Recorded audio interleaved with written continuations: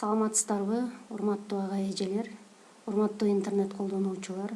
Токтомуш Адыраңов атындагы орто мектебинин Усулдук инновациялык топтун жетекчиси Майрамкүл Асаналиеванын демилгеси менен уюштурулуп жаткан метод алмашуу күндөрүндө санариптик технологияларды окуу процессинде колдонуу темасынын алкагында мектеп директору Койчиева Аида Жунусовна тарабынан даярдалган Google формада тест түзүү сабагына кош келиңиздер.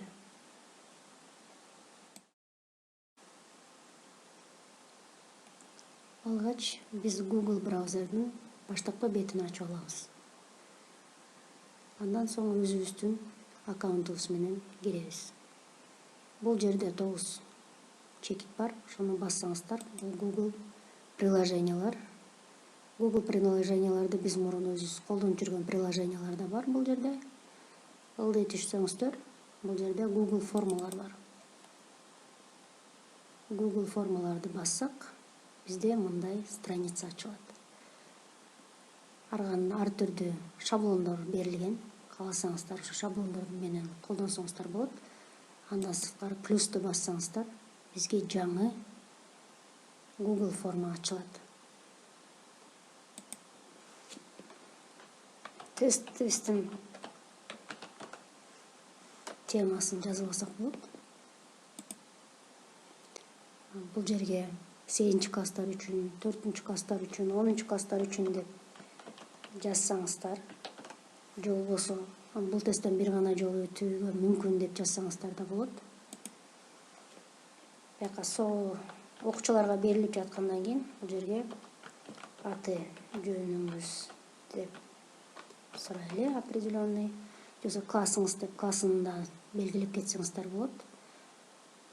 Бул жерге один из списка аты жөнүңүздү жазыш үчүн биз один из списка дегенди басабыз, анан текст строка дегенди басабыз. Бул жерге окуучу өзүнүн аты жөнүн жазат. Обязательный вопрос деген жерди белгилейбиз. Андан соң бизде биякта жардамчылар бар. Жардамчылардан ушу добавить вопрос дегенди плюсту бассак, добавить вопрос келет. Бул жерге мисалы үчүн Кыргызстанда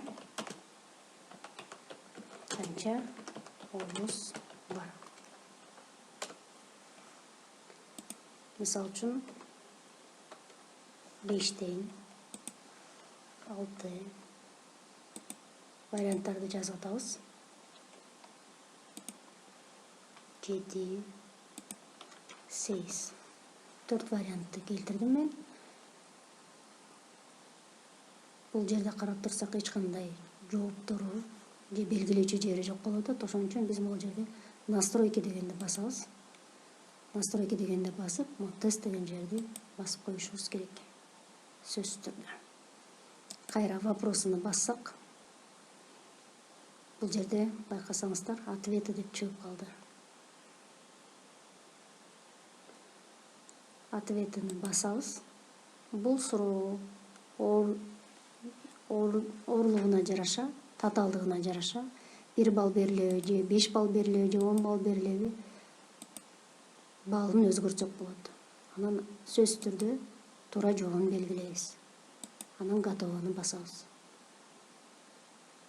Биздин биринчи суроо даяр болду.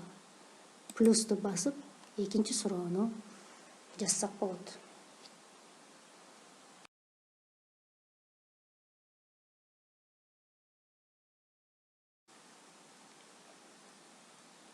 Тесттик суроолорго сүрөт койсо да болот, видео койсо да болот, тексттерди койсо да болот. Азыр биз сүрөт коюп көрөлү.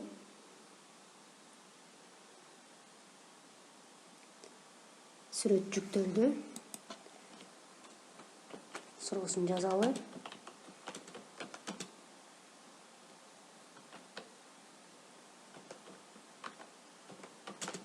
Бул кайсыл тарыхый эстелик. Вариантын жазабыз.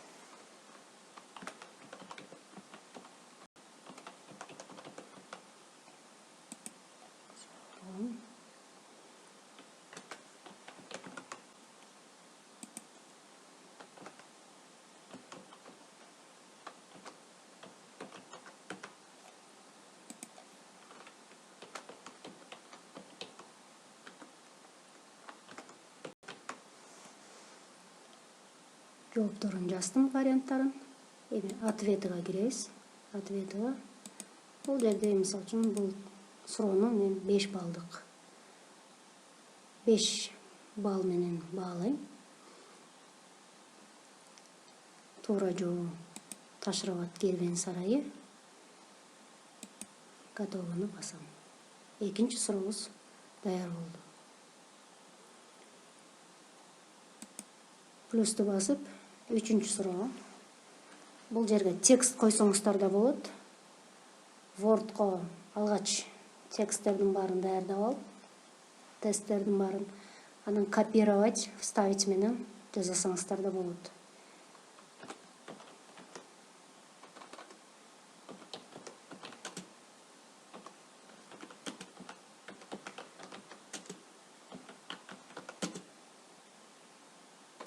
Күн сайын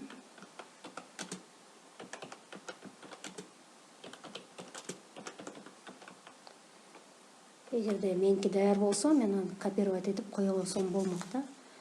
Мен ошол даяр болбогондугум үчүн клавиатурадан терип жатам. Бул цитата. Кимге таандык. Мисалы, ушундай суроо жаздым. Жоопторуна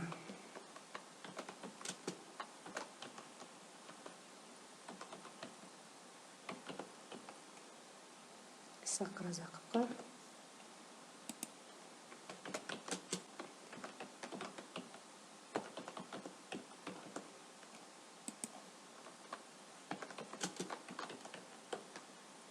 Аңгасын Яковго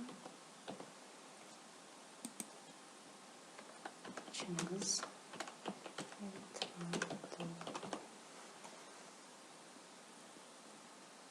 варианттарын жаздык. Балын жазалы 5 балл деген мисалы үчүн. Туура жообу Чыңгыз Айтматовго таандык. Готовыны басам. Ушул менен мен 3 суроолук тестти түздүм. Каалашыңарча плюсту басып, суроолорду жаза берсеңиздер болот. Мен тестим кандай болду деп көргүңөр келсе, просмотр дегенди бассаңыздар, тест кандай болгонун сиздерге көрсөтүп берет.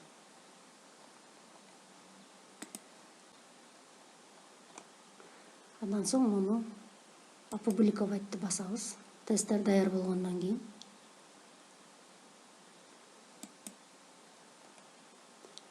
Бул жерде ссылка бар. Ссылканы копировать этебиз. Бул жерде сөз белгилешибиз керек.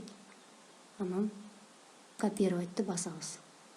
Копировать эткен ссылканы биз WhatsApp группаларга, окуучуларга таратабыз.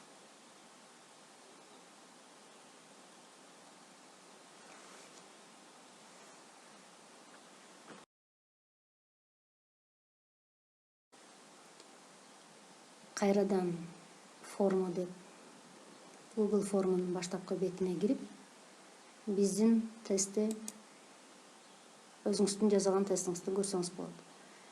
Кыргызстан 8 класстар үчүн дейбиз да. Анан бул жерде ответы деген жер бар.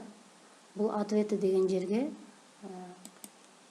бассаңыздар, азыр менде 0 ответов болуп жатат, себеби мен ссылкасын кетире элекмин. Ушу жерге канча жооп келип түшкөнүн ушу жерден көрсөңүздөр болот. Көңүл бурганыңыздар үчүн чоң рахмат. Ишиңиздерге ийгиликтерди каалайм.